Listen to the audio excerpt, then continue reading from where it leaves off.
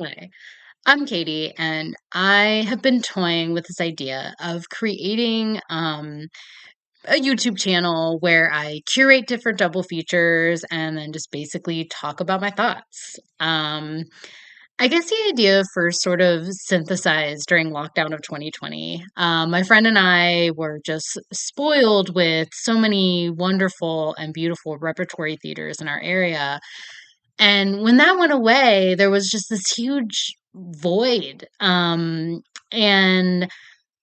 I think that we stepped up and pretty much nailed it. We created our own um, double features that went through the month of December of that year. We made this very shoddily photoshopped calendars for each month. We gave our double features titles and we had themes. Like we had like a week and a half of 70s paranoid thrillers. It was incredible. In the midst of a very, very chaotic time, it was just this really bright, shining light. It was really a North Star, to be honest. And I've been thinking about it ever since. I've been wanting to carry on the tradition, and my friend was too chicken shit to do it with me. Moment of silence for the chicken shit, please. Anyway, I am here. I'm carrying on the tradition.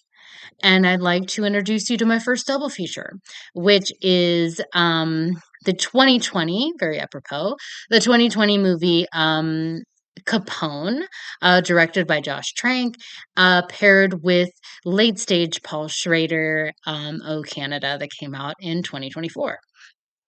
So, a little bit of background, just briefly.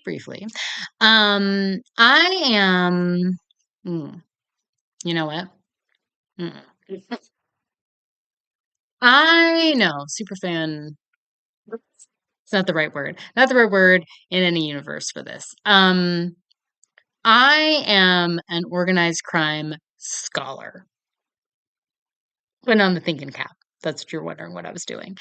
Um, Also, if you see me looking off screen, as I was drinking my morning coffee, thinking about movies, thinking about doing this, um, I kind of like wrote down some gems that I kind of like wanted to explore. Um, it's a little hard to decipher now, but bear with me. We can get through it.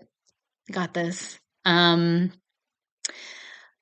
as organized crime scholar. Um, I was just obsessed, throughout childhood, going to the library and checking out all the books and watching all the documentaries on the History Channel. And then when streaming came along, it blew the doors wide open. I mean, it was a very, very exploratory time for me in organized crime, let me tell you. Um, and throughout my scholarly pursuits, sort of, Al Capone was sort of this very compelling figure, right? And he was, I think, what really drew me to him is just the fact that at one point he was an absolute untouchable.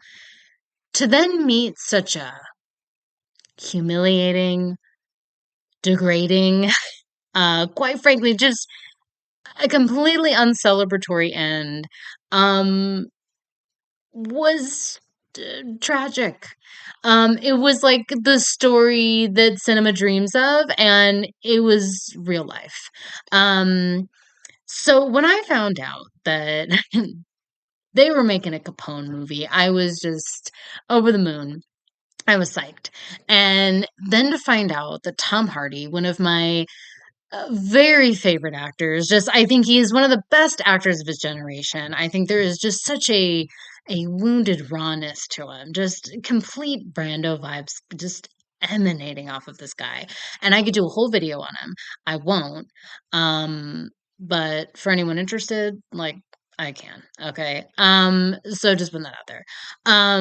But to know that he was going to play Capone was just so exciting. And then to find out that the movie was going to center on what I think is the most interesting part of Capone's life, which is the end. Um, and I got to see this movie because it came out in like May of 2020. So the traditional movie going experience was just not a possibility. But I did get to see this in a drive-in, which was pretty cool. And I mean, it wasn't like local. I wouldn't say local. It was about like, an hour and 45, 2 hours, drive. But, um, I would have done, anything to have gotten any sort of movie going experience at that point, and especially to see Capone. So me and like the three other cars that were there, one of them possibly abandoned. I mean, the tires were like all slashed up. I don't think it was going anywhere. Probably had been there for years. I don't know. Probably a relic, ancient ruin at this point, maybe, possibly.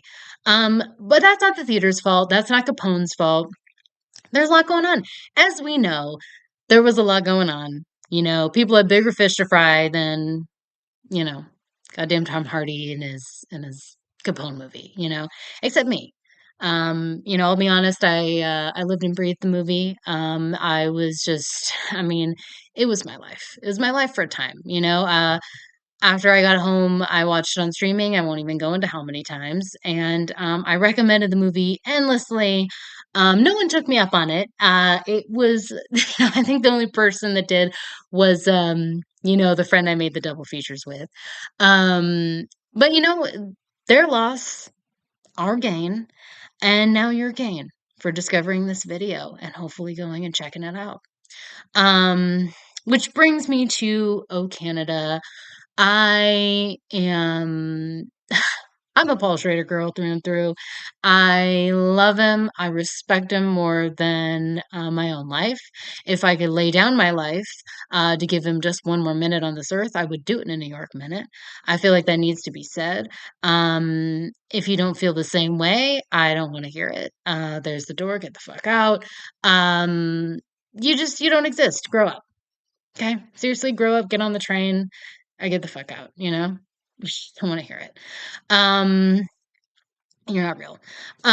So, obviously, I think anyone who has seen Oh Canada probably knows the main thread of where I'm kind of going with this, that we have these very like two iconic men, two iconic actors. I'm clapping, but there we go. You couldn't see it. I was clapping, by the way. Whatever. And I was so excited to see that Paul Schrader was working with Richard Gere again, and but, the main thread being, we have these very iconic characters, and it's just kind of, exploring, um, how little control that we have over our own legacy and how our self-perception sort of dies with us. And that, these men, meet very quiet ends, and how, they might have ran from the consequences of life, but you can't run from death. It's here. It's here with us now. It's right behind you. Um, it is what it is, you know? The big sleep, man. It's a long goodbye. Oh, death. There it is. Um, so I think that the other thread that I think really just kind of pulls these two movies together was I remember reading this review at the time that I saw Capone. And basically, the gist of the review is, yeah, it's an interesting movie. Tom Hardy gives a great performance. Who doesn't want to watch a movie about Al Capone? But it gives us very little in the way of rooting for his salvation, which I thought was really interesting because I thought, wow, that's such an American and Western kind of sensibility, and watching our movies that I think has just become more pervasive over time. I've seen it more and more in just reviews and takes online that, their audiences want these fables, these morality tales, these heroes and villains and white hat and black hat, and and how you are viewing a movie, it's righteous or non-righteous, and um it's this very rigid way of viewing art. And look, it's a funny way of looking at things. Um, that these two works kind of challenge that belief. And I think that in this conversation, I would be completely remiss not to mention Paul Schrader, the great Western deconstructionist, somebody who has so much reverence for the genre and yet, can pull it apart and examine it in the light of high noon. And I think that, he is just the king. And what I really did like about Capone, which I know reading reviews at the time, like people had a real um issue and took real issue with these kind of jarring tonal shifts in Capone, which I thought just made it even better. That it's like we're looking at this senile, sickly, passive old man who is shitting himself. And then we get these very intrusive, violent flashbacks that show us, um, the other who's really inside this man and who equally kind of takes space in this person. And I think that it just um I think it works in that context really well. And I think with Oh Canada, we can have two things being true at the same time. Like this man has ushered in, a generation of social justice. He is a humanitarian. He is a very accomplished photographer and documentarian, and he's also a complete craven piece of shit. And I especially really appreciated Paul Schrader's utter disdain for this sort of free spirit, on the road, wanderlust kind of personality, that, he relates back to, I think, this sort of white hat cowboy that rides off into the sunset at the end. That, that is ultimately a coward's way. And it takes a lot more strength to stay and build rather than abandon. And I think that, this is these are two characters that I think, are just such a great representation of really, a true reflection of humanity and who people are. People aren't all one thing or all another. There's parts of everything in us all. I think that if any of this has interested you, I really, really recommend checking out Capone, as well as O Canada.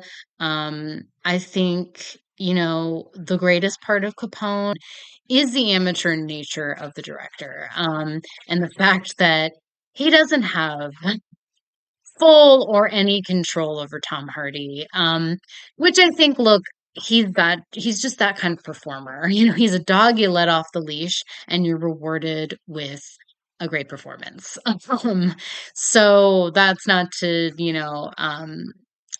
I don't think that says anything about your ability as a director, but I do think that sort of the flaws of Capone is what really makes it shine through. I think there is this real um, B movie rawness to it that just is the movie that Al Capone deserves in my mind. And I think what makes it very interesting and something that stands out in its uniqueness and something that like cannot be replicated and probably could not be made by somebody that has a full grasp of what they're doing.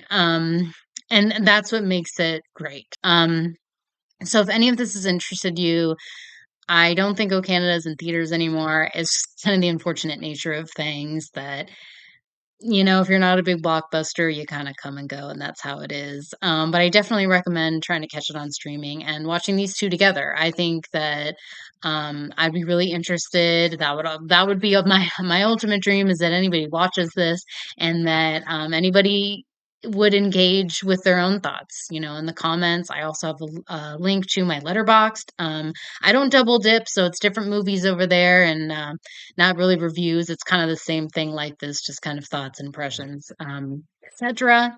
Um, so if any of this has interested you, I would love to hear your thoughts. Enjoy the movies and check it out.